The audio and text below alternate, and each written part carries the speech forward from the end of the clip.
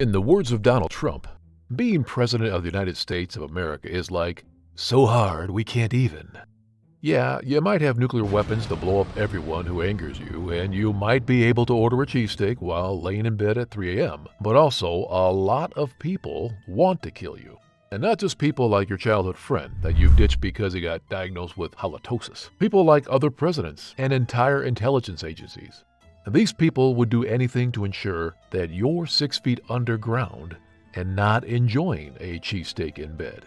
So, how do you protect yourself? Stay in the White House all day and subsequently get impeached because people start to hate you? Or step out and hope that you don't die like some presidents before you? Well, you go out safely, and we'll teach you how in this latest episode of Big Factz, Secret Weapons of the Presidential Motorcade. Make sure you subscribe to our channel and hit the notifications button below. There have been around 33 attempts on the lives of the U.S. presidents, and 4 have been successful, a very famous assassination that we will recount later. Spoiler, it rhymes with Prawn Jeff Melody. We're guessing you know who it is.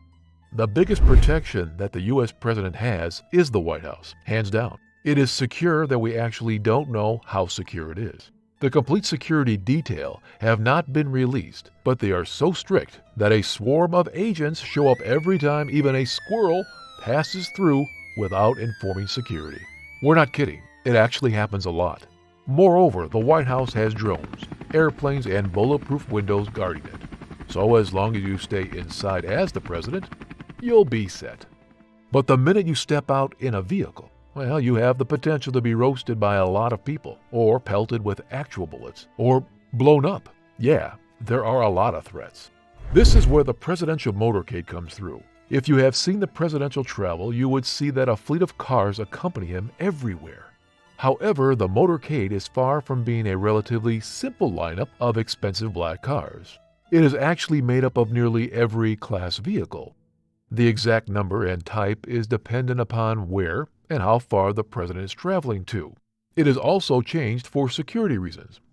Not to be basic and get the president killed just because changing the fleet is so much work. Even more surprising, you can't get too happy if you see the motorcade coming through. The president might not be in it at all. Keeps things fresh. There weren't always this many protocols in place. In fact, how many remember a certain president, John F. Kennedy, waving from a Cadillac, and he got assassinated afterwards, of course. After this, the motorcade started existing, and although it is in nature quite unpredictable, there are some standards that we'll explore now. There's always a route car and a pilot car in the front, sort of like the first half of a Super Bowl before the performance that people actually want to see.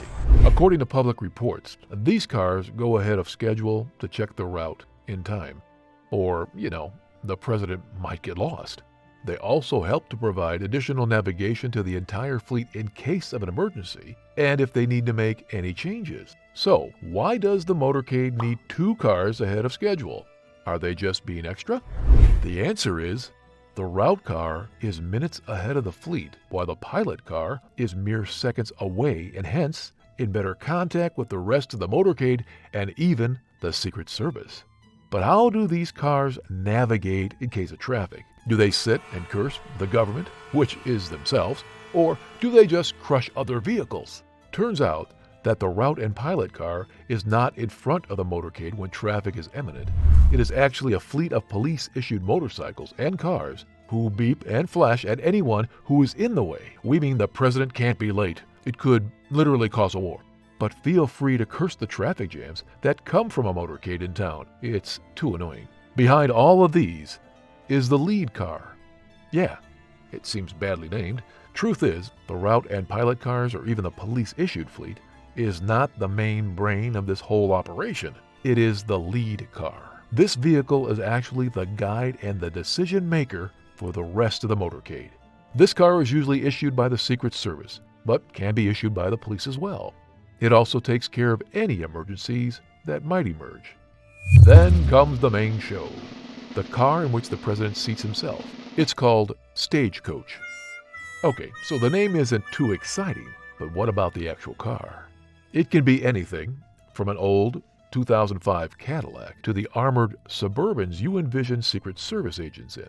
Disappointed by the lack of coolness? Wait a minute. The car you are thinking of is called the Beast, and it is doled out on special occasions. It is, to date, the safest presidential car ever invented. It's literally armed to the teeth. But also the car is notoriously high maintenance. It is super prone to continuously breaking down and very heavy, which makes it difficult to drive. You don't want to spend millions to protect the president and then get into a car crash, so the driver chosen is highly skilled.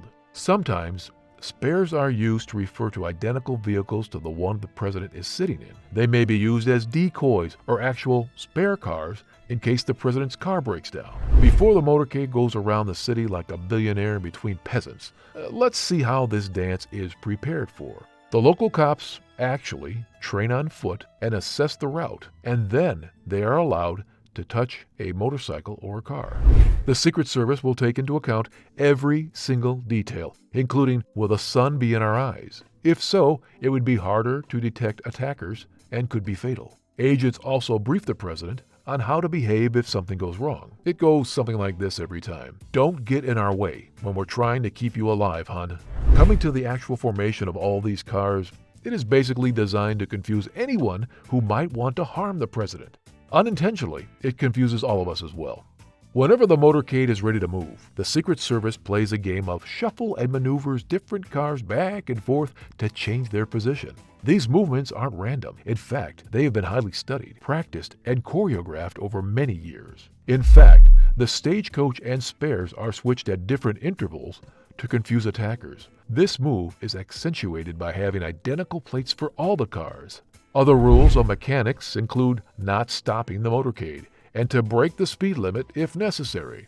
Also, the local cops are allowed to block any streets necessary without giving a flying fig about people who just want to get to work in peace and stop at Starbucks before. The complications definitely do not end here.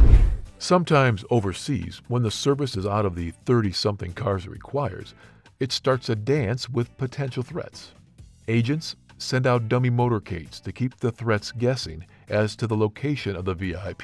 But the VIP in this case is not just a rich man, he is a very powerful one, and the Secret Service agents are essentially at his command. And you bet that if the president wants to have a milkshake while you're trying to get him to a meeting alive, you're going to get that milkshake. These security headaches would become a permanent migraine for the agents, but motorcade operation is literally based on unpredictability. So if the agents couldn't guess that the president wanted to go to the Dairy Queen 3 minutes into the drive, the potential attackers couldn't guess it either. Let us rephrase our old statement. In motorcade operations, there is one rule. There are no rules. Would you like to travel in the presidential motorcade one day? Or does it sound like an annoyance at best? Comment down below and we'll pin the best one. Make sure you like this video and share it with all your friends. Subscribe to our channel for more videos like this. This was presented to you by Big Factz. Tune in to the next episode when we are exploring the world with you.